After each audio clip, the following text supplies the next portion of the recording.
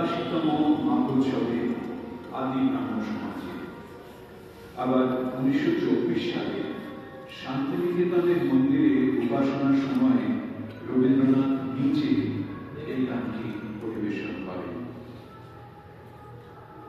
গান রচনার ১৪ বছর পরেও এই গানটিতে তিনি ফিরে যাচ্ছেন, এই গানটি তিনি গাইছেন। এর থেকে বোঝা যায় এই গানটিতে তার মনের কথা, মনের বিশ্বাস বিশেষভাবে প্রকাশ পাচ্ছে। যে ঈশ্বরকে তিনি অন্তরের মধ্যে পেতে চান, সেই ঈশ্বরকেই তিনি সারা বিশ্বের মানবের অন্তরে প্রকাশিত করে দিয়েছেন। বিশ্ব মানবের অন্তরে সেই দেবতাকেই তিনি বারবার অর্ঘ্য দেন। বিশেষ কোনো ধর্ম সংস্কারের ঊর্ধ্বে সেই নরদেবতার স্থান। এই দেবতাকে তিনি মন্দির, মসজিদ, গির্জার বাইরে সর্বমনের অন্তরে আবিষ্কার করতে পারছেন। এই বিশ্বজনীনতা, বিশ্ব মানবতার কথা তিনি যে হঠাৎ নতুন করে বলছেন তা কিন্তু নয়। এই বিশ্ব বিভাবনা হয়তো তাঁর রক্তে। তাঁর পিতামহ প্রিন্স দ্বারকানাথ পরাধীন দেশের নাগরিক হয়েও রাজনৈতিক প্রভুদের দেশের সঙ্গে বাণিজ্য ও শিল্পের সম্বন্ধ স্থাপন করেছিলেন। পরাধীন জাতির চরিত্রগত হীনমন্যতা তার মধ্যে ছিল না, বরঞ্চ নিজের বৈভবের উজ্জ্বলতায় রাজনৈতিক প্রভুদের চমকে দেওয়ায় তিনি আত্মপ্রসাদ লাভ করতেন। এর পেছনে ছিল নিজেকে একটি বিশেষ অঞ্চলের অধিবাসী হিসেবে না দেখে বিশ্বজনীন মানব সমাজের সদস্য হিসেবে নিজেকে দেখা দিচ্ছে। পিতা দেবেন্দ্রনাথের দীক্ষায় রবীন্দ্রনাথ উপনিষদের ব্রহ্মের ধারণার মধ্যে বিশ্বজনীনতার খোঁজ পেয়েছিলেন। তাই হয়তো নিজের দেশের গণ্ডিবদ্ধ জীবনযাপনকে ছাপিয়ে বিশ্বের সকলের মধ্যে নিজের বিস্তার করার কথা চিন্তা করেছেন। কিশোর বয়সে তিনি বিলাতের ও পাশ্চাত্যের সংস্কৃতির সঙ্গে পরিচিত হয়েছিলেন। সেখানকার ভালোটুকু নিজের মধ্যে সহজেই ধারণ করার ক্ষমতা তাঁর ছিল। গীতাঞ্জলি পর্বে রবীন্দ্রনাথ তাঁর সৃষ্ট চরিত্র গোরার মতোই বিশ্ব ভ্রাতৃত্ব, বিশ্ব নাগরিকতার সন্ধানে ছিলেন। ১৯১২ সালে বিলাত যাবার আগে তিনি আরেকবার অনুভব করেন। ওর হয়তো মনে হয়েছিল ভারতের বাইরে তাঁর লেখা, তার কাব্য, তার গান শোনার, বোঝার ও আত্মস্থ করার মানুষ তিনি হয়তো পেয়ে যাবেন বিলাতের মাটিতে। শুরু করেছিলেন তার নিজের গানের, নিজের কাব্যের ইংরেজি অনুবাদ। তার ধারণা যে খুব ভুল ছিল তা যে নয়, তা ইতিহাসই প্রমাণ করেছে। ১৯১২ সালের মার্চ মাসে বিলাত যাত্রার দিন হঠাৎ অসুস্থ হয়ে পড়লেন। যাত্রা ব্যাহত হল। স্বাস্থ্যোদ্ধারের জন্য তিনি চলে গেলেন শিলাইগড়ে। সেখানে নির্জনে বসে শুরু হল গীতিমাল্যের গান রচনা আর গীতাঞ্জলির কবিতার ইংরেজি তর্জমা। এর আগে ১৯১০-এর জানুয়ারিতে মহোৎসবে ভাষণ দিলেন, যার শিরোনাম ছিল বিশ্ববোধ। বিশ্ববোধ ভাষণে তিনি ভারতবর্ষের বিশ্ববোধের আদর্শকে খুব সহজ ভাষায় ব্যাখ্যা করেছিলেন। ভারতবর্ষের শ্রেষ্ঠ মানব বলতে তিনি ঋষিদের উদাহরণ দিয়ে বলেন, সেই ঋষি তাঁরা যারা পরমাত্মাকে সর্বত্র হতে প্রাপ্ত হয়ে স্থির হয়েছে, সকলের সঙ্গে যুক্ত হয়েছেন, সকলের মধ্যে প্রবেশ করেছেন। তাঁরা ধনী নন, ভোগী নন, প্রতাপশালী নন, তারা ধীর, তারা যুক্তাত্মা। তারা সকলের সাথে মিলে আছেন বলে সেই পরম একের সঙ্গে তাদের বিচ্ছেদ নেই। তারা যুক্তাত্মা। এরপর ১৯১২ জুন মাসে রবীন্দ্রনাথ ঘোষণের গান সঙ্গে তার অনুদিত ইংরেজি কবিতার পাণ্ডুলিপি গীতাঞ্জলি বা সং অফারিংস। এর পরের ঘটনা ইতিহাস। সে ঘটনা বহুবার বলা হয়েছে, বারবার বলার মতো সেই ঘটনা, কিন্তু সেই প্রসঙ্গে নাম দিয়েও বলতে পারি এই গীতাঞ্জলি গীতালি গীতিমাল্য কাব্য এবং গোরা উপন্যাস এবং রাজা নাটকে লক্ষ্য করা যায় এক বৈপ্লবিক মানবতাবাদের চেতনা রবীন্দ্রনাথের মনে স্থির বিশ্বাসের মতো জায়গা করে নিয়েছে। তাই সেই সময়কার গানে বিশ্ববোধের প্রকাশ খুব স্পষ্ট। বিশ্ব সাথে যোগে যেথায় গানটি যেটি আমরা প্রথমে শুনলাম, সেটি রচিত হয় 1910 সালের জুন মাসে। সেই বছরই সেপ্টেম্বর মাসে রচনা করেছিলেন প্রভু আমার প্রিয় আমার এই গান। বিশ্বের মানবের মধ্যে যে দেবতা, সেই দেবতাকেই তিনি এই গানটিতেও প্রভু প্রিয় বলে সম্বোধন করছেন। বলছেন, ওগো সবার, ওগো আমার বিশ্ববোধে চিত্তে বিভাগ।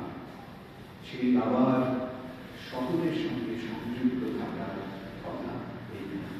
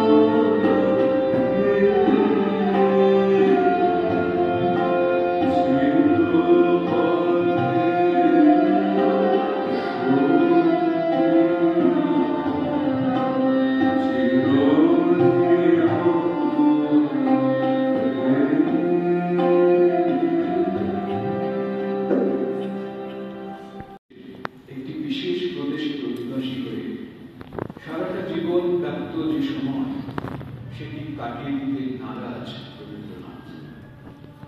50 বছর বয়স্ক কবির প্রার্থনা তাই, তব ভুবনে তব ভবনে মোরে আরো আরো আরো দাও স্থান, মোরে আরো আরো আরো দাও প্রাণ। 1912 জুন মাসের 16ই পৌঁছবে লন্ডন, রচিত হবে নতুন ইতিহাস। তার আগে 3রা জুন সিটি অফ গ্লাসগো জাহাজে বিলেতের পথে সমুদ্র যাত্রা করার সময় রচিত হল সেই মহাশক্তি মহাপ্রার্থনা, যা সমগ্র মানবের প্রার্থনা। প্রাণ ভরিয়ে তৃষা ভরিয়ে মোরে আরো আরো আরো দাও প্রাণ। বাংলায় কবিতাটির নাম আনন্দরূপ। আনন্দরূপম অমৃতম ইয়ৎ বিভাতি। বিশ্বের অমৃত রূপে রবীন্দ্রনাথ ঈশ্বরের আনন্দ রূপ দেখতে পাচ্ছেন। More life, my Lord, yet more, to quench my thirst and fill me. More space, my Lord, yet more, freely to unfurl my being. More light, my Lord, yet more, to make my vision pure. More tunes, my Lord, yet more, the stirrings of my heart. More pain, my Lord, yet more, to lead me to a deeper consciousness. More knocks, my Lord, yet more, to break open my prison door. More love, my Lord, yet more, to completely drown myself. More of thee, my Lord, yet more, in the sweetness of grace enlarging earth. Thank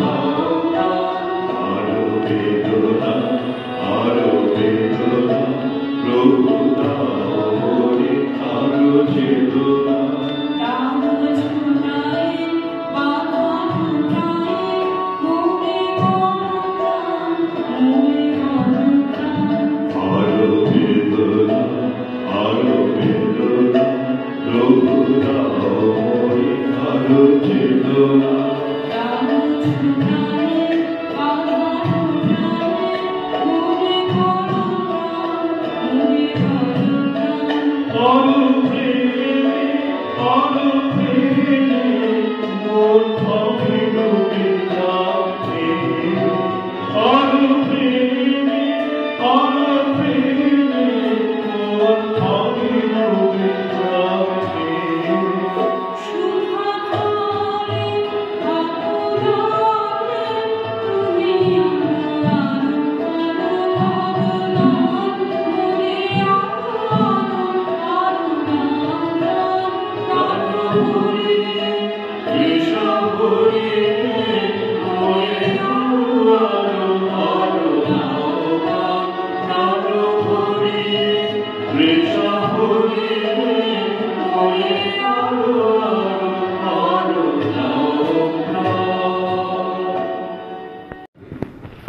লিখেছিলেন, আমারে তুমি অশেষ করেছ এমনি লীলাতহ, পুরায় ফেলে আবার ধরেছ জীবন নব নব।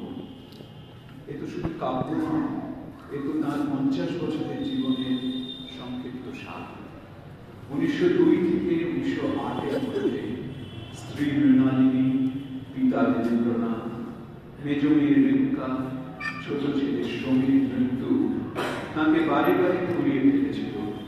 কিন্তু ঘুরিয়ে গেলে তো চলবে না, তাকে তো আরো বহু বছর মানব সমাজকে পথ দেখাতে হবে।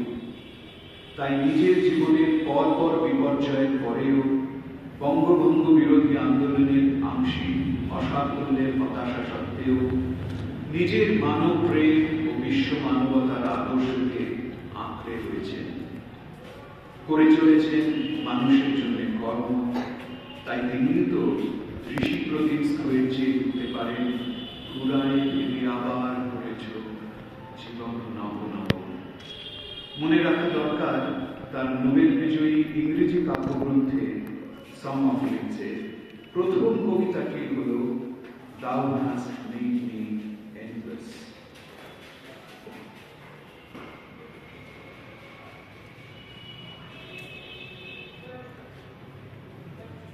Thou hast made me endless, such is thy pleasure. This frail vessel thou emptiest again and again, and fillest it ever with fresh life. This little flute of a reed thou hast carried over hills and dales, and hast breathed through it melodious melodies eternally new. At the immortal touch of thy hands, my little heart loses its limits in joy, and gives birth to utterance ineffable.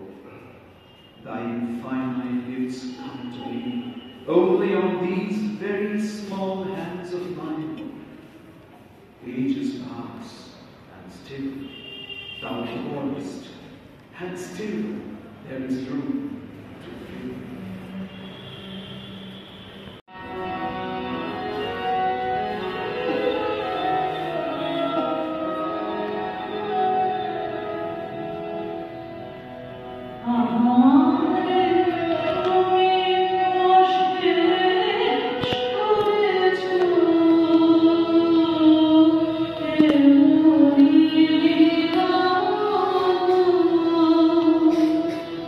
Oh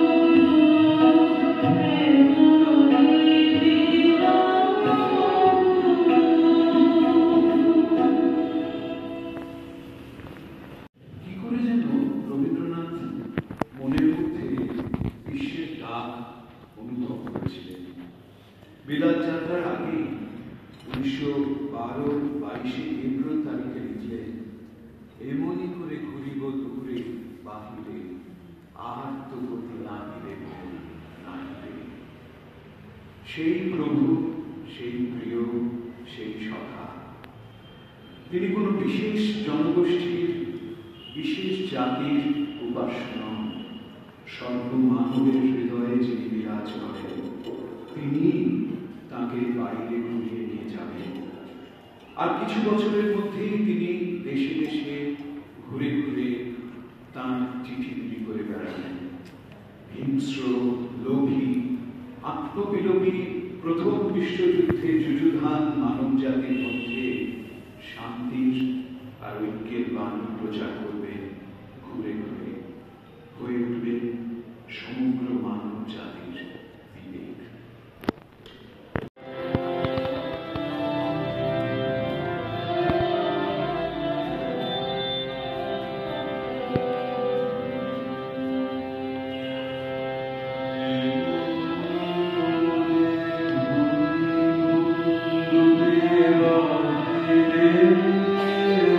Oh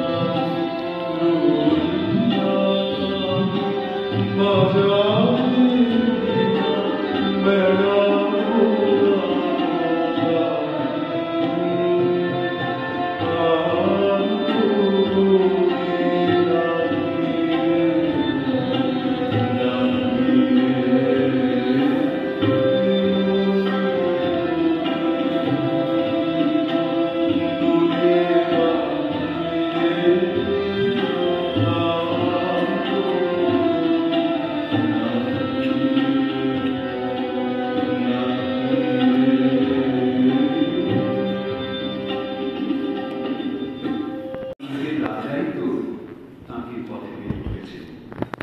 রাজা নাটকের ঠাকুরদার মতোই সমস্ত পথ কষ্টকে অগ্রাহ্য করে তিনি সন্ধানে বেরিয়েছেন সেই বিশ্ব মানবের।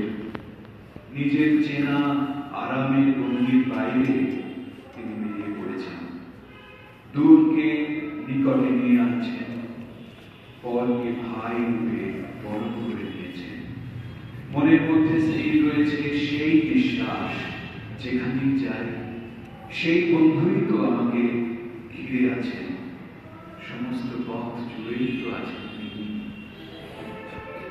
সেই চিরজন্মের পরিচিতই সব চিনিয়ে দেবেন তাকে।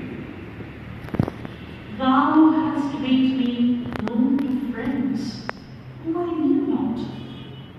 Thou hast given me seats in homes not my own. Thou hast brought the distant near and made a brother of the stranger.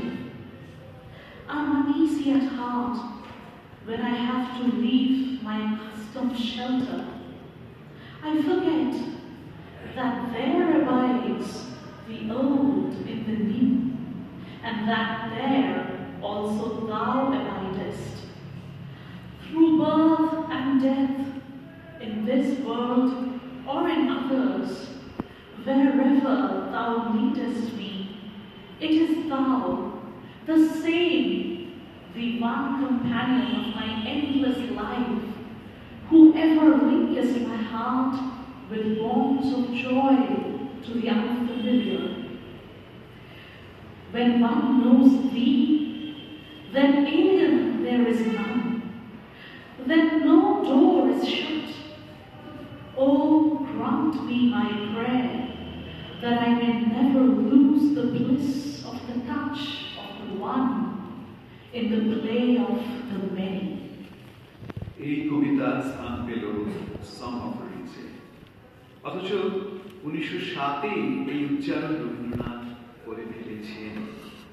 সেই সবার সঙ্গে সংযুক্ত থাকার গান, সবাই মিলায়ে তুমি জাগিতেছ, দেখা যেন সদা পায়, বিশ্বকে আপন করে নেবার গান।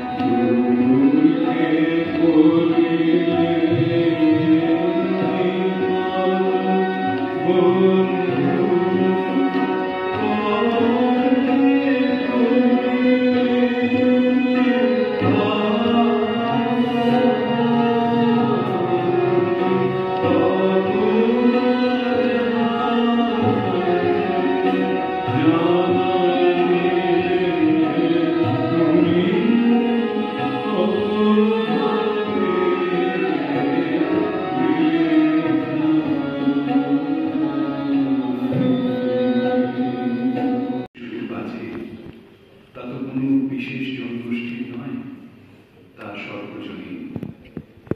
1910-এ লেখা বিশ্ববোধ ভাষণে রবীন্দ্রনাথ বলেছিলেন, ঈশাবাস্যমিদং সর্বং যৎকিঞ্চ জগত্যাং জগৎ। জগতে যেখানে যা কিছু আছে সমস্তকেই ঈশ্বরকে দিয়ে আচ্ছন্ন করে দেখবে। এই তো আমাদের উপদেশ। ইয়ো দেব অগ্নৌ ইয়ো অপ্সু ইয়ো বিশ্বং ভুবনমাবিবেশ ইয়ো ওষধীষু ইয়ো বনস্পতিষু তস্मै দেবায় নমঃ, নমো নমঃ। তিনি যেমন অগ্নিতেও আছেন তেমনি জলেও আছেন। অগ্নি ও জলের কোন বিরোধ তার মধ্যে নেই। ধান, গম, জব প্রভৃতি যে সমস্ত ঔষধি কেবল কয়েক মাসের মতো পৃথিবীর উপরে এসে আবার স্বপ্নের মতো মিলিয়ে যায়, তার মধ্যেও সেই নিত্য সত্য যেমন আছে। আবার যে বনস্পতি অমরতার প্রতিমা স্বরূপ সহস্র বৎসর ধরে পৃথিবীকে ফল ও ছায়া দান করছে, তার মধ্যেও তিনি তেমনি আছেন। শুধু আছেন এইটুকুই যথেষ্ট নয়, এইটুকু জানাই যথেষ্ট নয়। নমো নমঃ, তাঁকে নমস্কার, তাঁকে নমস্কার, সর্বত্রই তাঁকে নমস্কার। আবার আমাদের ধ্যানের মন্ত্রেরও সেই একই লক্ষ্য, তাঁকে সমস্তর সঙ্গে মিলিয়ে দেখা, ভূলোকের সঙ্গে নক্ষত্র লোকের, বাহিরের সঙ্গে অন্তরের। এই কথা রবীন্দ্রনাথ তার ভাষণে বলছেন 1910 সালে বিশ্ববোধ ভাষণ। তার প্রিয় মাটির বাসা, শ্যামল ধরা, তার জল, মাটি, বাতাস, আলো সব মিলিয়ে এই যে বিস্ময়কর বেঁচে থাকা, তার মুগ্ধতা প্রকাশ পায় 1909-এর জুলাই মাসে লেখা এই গানে, যা 80তম মহোৎসবে গাওয়া হয়েছিল। এই গানটিরও ইংরেজি তর্জমা করেছিলেন রবীন্দ্রনাথ স্বয়ং। When will it sound in my heart, this great music of joy, the world music? When will the day come when I shall have the power to love the water and the earth, the air, the sky and the light?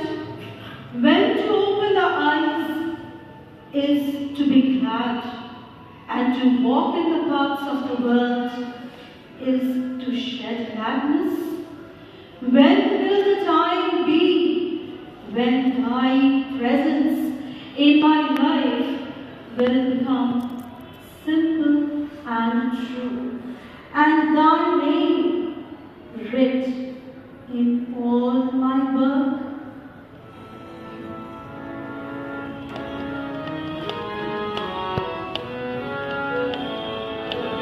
Jagata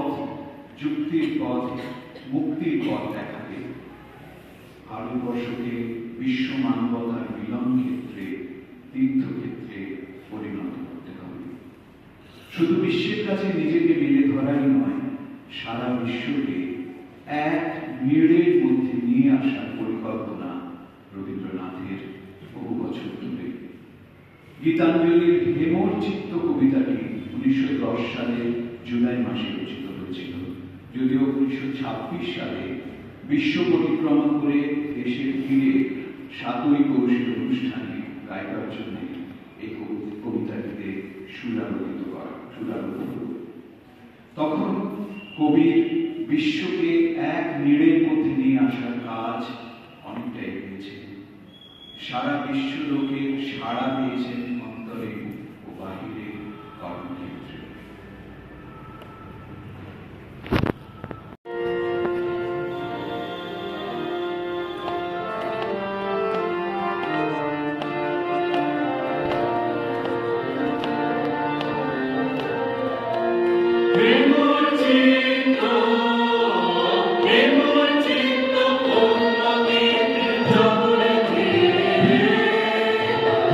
ভারতে মহামানবে সাগর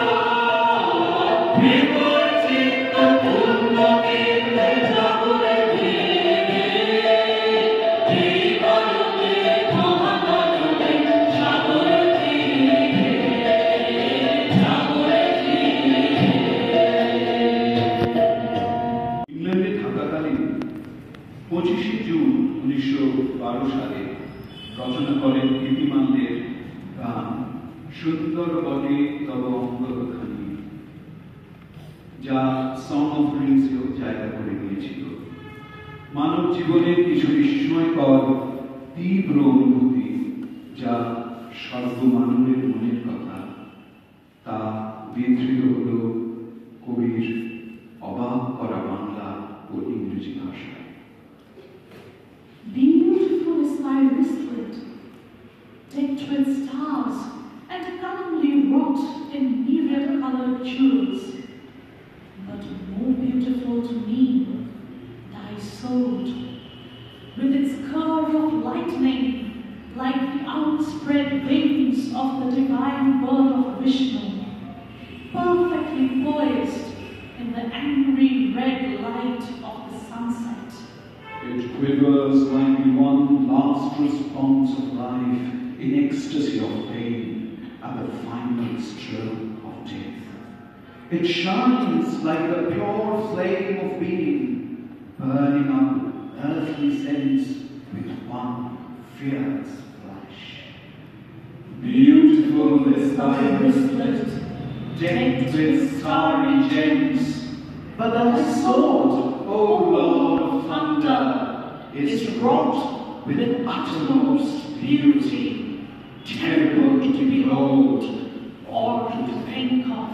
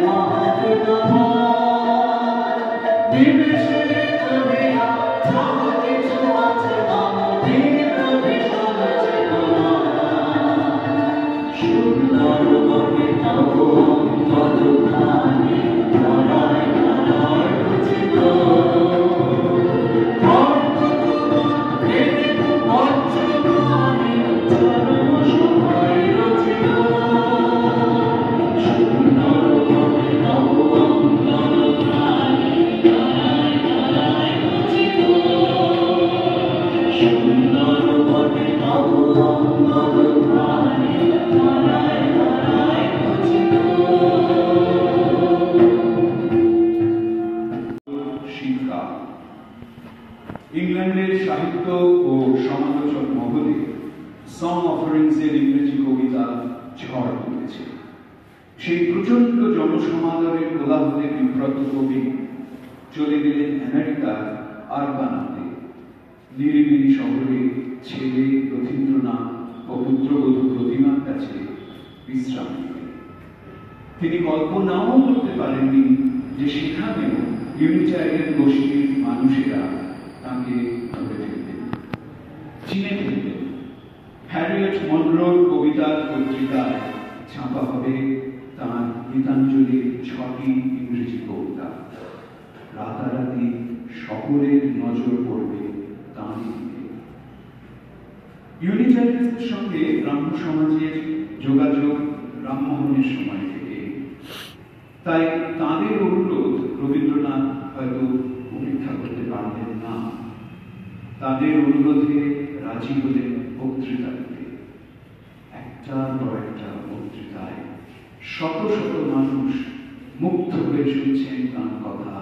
প্রতিদিন নতুন নতুন জায়গা থেকে ডাক আসছে কবির মুখের কথা শোনার জন্য। এই সময়ে দেওয়া বক্তৃতাগুলি একত্রিত করে পরবর্তীকালে বই আকারে সাধনা শিরোনামে প্রকাশিত হয়। আরবানা শহরে কবির বসবাস কালে সেখানে একটি ইউনিটারিয়ান গির্জা গৃহের উদ্বোধন করা হয়। এই সময় কবিকে পেয়ে ইউনিটারিয়ানরা খুবই মুগ্ধ।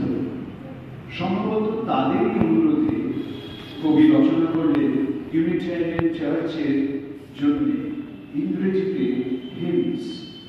ইউনিটারিয়ান ইউনিভার্সালিস্টদের হিম বইয়ে স্থান পেয়েছে তার 3টি ইংরেজি ভাষায় লেখা প্রার্থনা সঙ্গীত। আমরা এবারে শুনব তার থেকে 2টি গান পরপর। ইউনিটারিয়ান গির্জায় আজও রবীন্দ্রনাথের এই গান গাওয়া হয়।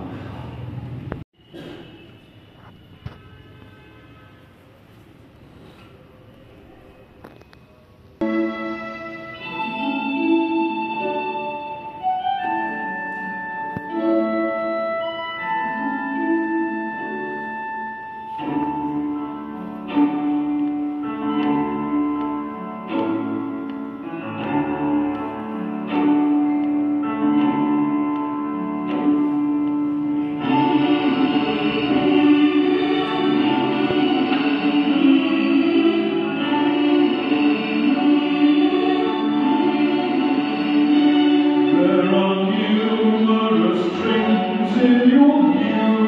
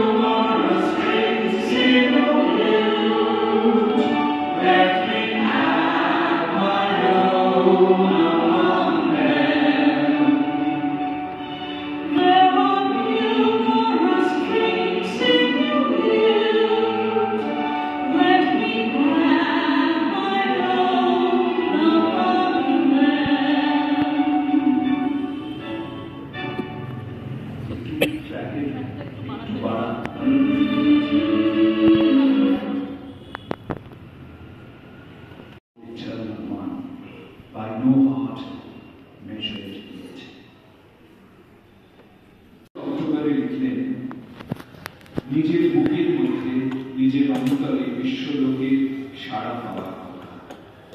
মানুষকে স্থানীয় গোষ্ঠীভুক্ত একটি দেশের গণ্ডির মধ্যে আবদ্ধ না থেকে বিশ্বের কাছে উন্মোচনের ডাক এই গানে।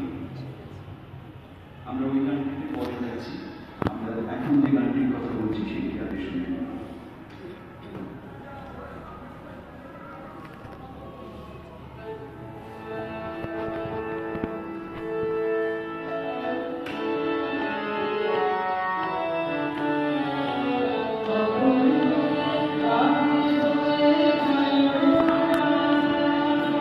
বুকের মাঝে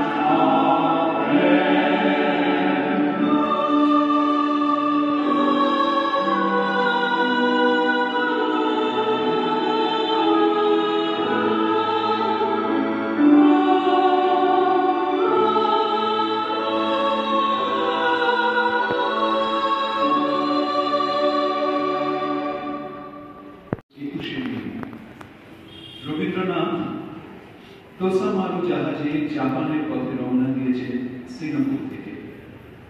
চীন সমুদ্রের উপর শুরু হলো সাংঘাতিক ঝড়। সেই ঝঞ্ঝা বিক্ষুব্ধ জাহাজের ডেকে দাঁড়িয়ে তিনি রচনা করলেন ভুবন জোড়া সন্ধানী গানটি।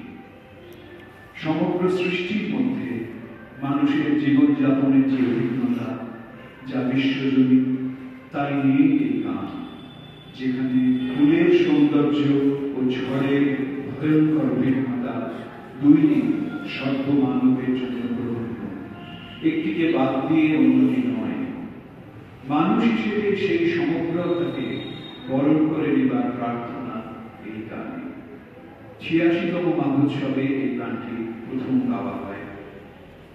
গানটি ভুবন জোড়া আসন।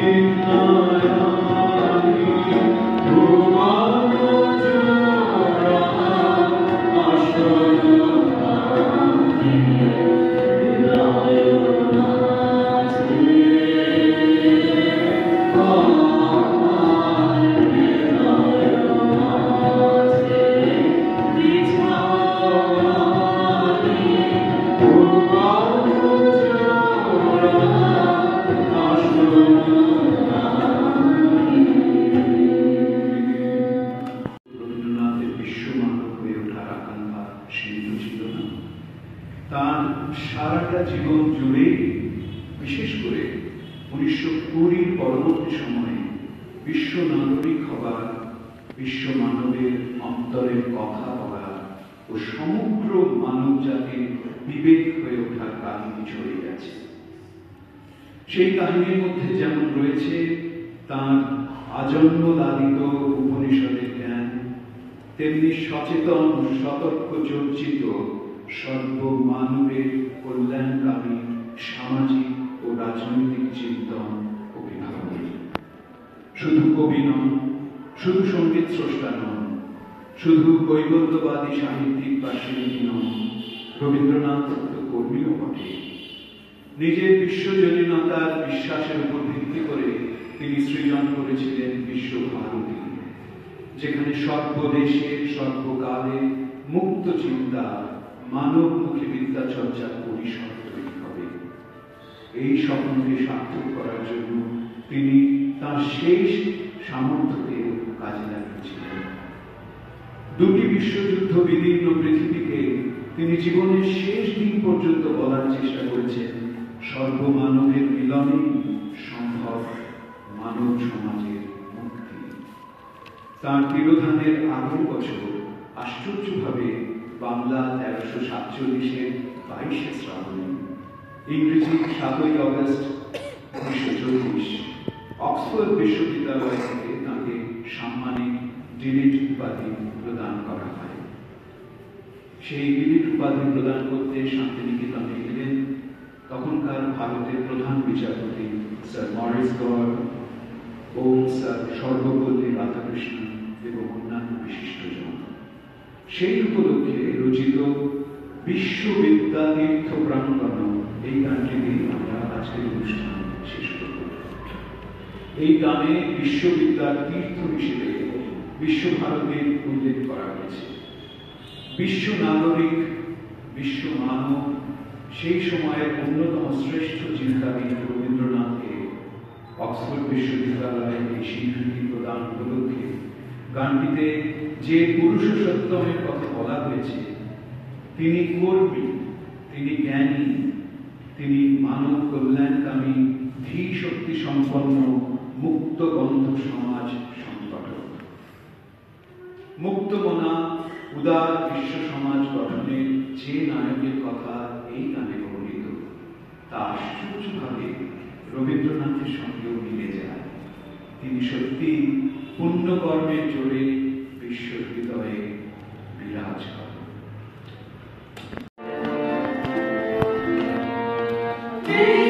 Viva